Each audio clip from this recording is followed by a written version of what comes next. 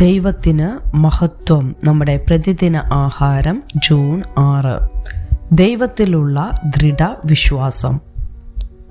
ഹൃദയാലോചനയുള്ള സ്നേഹിതന്റെ മാധുര്യവും അങ്ങനെ തന്നെ.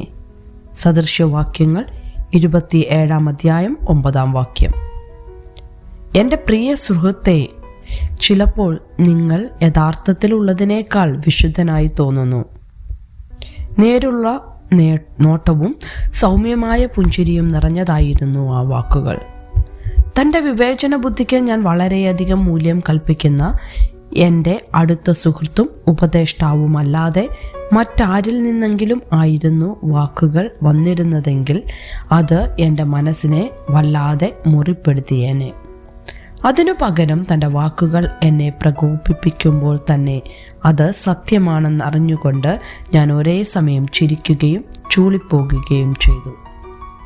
ചിലപ്പോൾ എൻ്റെ വിശ്വാസത്തെപ്പറ്റി സംസാരിച്ചപ്പോൾ ഞാൻ സത്യസന്ധനല്ല എന്ന ധാരണ തരുന്ന സ്വാഭാവികമല്ലാത്ത വാക്കുകളെ ഞാൻ ഉപയോഗിച്ചിരുന്നു. എൻ്റെ സുഹൃത്ത് എന്നെ സ്നേഹിക്കുന്നതിനാൽ ഞാൻ സത്യസന്ധമായി വിശ്വസിക്കുന്ന കാര്യങ്ങളെ ഫലപ്രദമായി മറ്റുള്ളവരുമായി പങ്കുവയ്ക്കുവാൻ എന്നെ സഹായിക്കുകയായിരുന്നു. പിന്നോട്ട് നോക്കിയാൽ എൻ്റെ ജീവിതത്തിൽ എനിക്ക് ലഭിച്ചിട്ടുള്ള ഏറ്റവും നല്ല ഉപദേശങ്ങൾ ഒന്നാണിതെന്ന് കാണാം. സ്നേഹിതൻ വരുത്തുന്ന മുറിവുകൾ വിശ്വസ്തതയുടെ ഫലം ശലോമോൻ ജനത്തോട് പറയുന്നു. ശത്രുവിൻ്റെ ചുംബനങ്ങളോ കണക്കിലധികം. എൻ്റെ സുഹൃത്തിൻ്റെ ഉൾക്കാഴ്ച ആ ഉപദേശത്തിലെ സത്യത്തെ വെളിവാക്കുന്നു. അത് കേൾക്കുന്നവർക്ക് അംഗീകരിക്കുവാൻ പ്രയാസമാണെങ്കിലും ഞാൻ കേൾക്കേണ്ടിയിരുന്ന കാര്യം പറയുവാൻ അദ്ദേഹം എന്നെ കരുതി എന്നതിൽ ഞാൻ കൃതാർത്ഥനാണ്.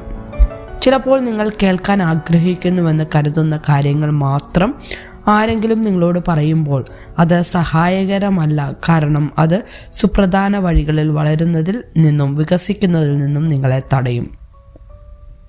ആത്മാർത്ഥവും എളിമയുള്ളതുമായ സ്നേഹത്തോടെ അളക്കുമ്പോൾ ആത്മാർത്ഥത ദയയായിരിക്കാം. അതിനെ പ്രാപിക്കുവാനും പകർന്നു നൽകുവാനുമുള്ള ജ്ഞാനം ദൈവം നമുക്ക് നൽകട്ടെ. അങ്ങനെ അവിടുത്തെ ഹൃദയത്തെ നമുക്ക് പ്രതിഫലിപ്പിക്കാം. ചിന്തിക്കുക, നല്ലതും എന്നാൽ കഠിനവുമായ ഉപദേശം സ്വീകരിക്കാൻ ചില സമയത്ത് ബുദ്ധിമുട്ട് തോന്നുന്നത് എന്തുകൊണ്ടാണ്? സ്നേഹപൂർവവും സഹായകരവുമായ രീതിയിൽ എങ്ങനെയാണ് ഒരാൾ നിങ്ങളോട് ആത്മാർത്ഥമായി പെരുമാറിയത്? ദൈവത്തിന് മഹത്വം.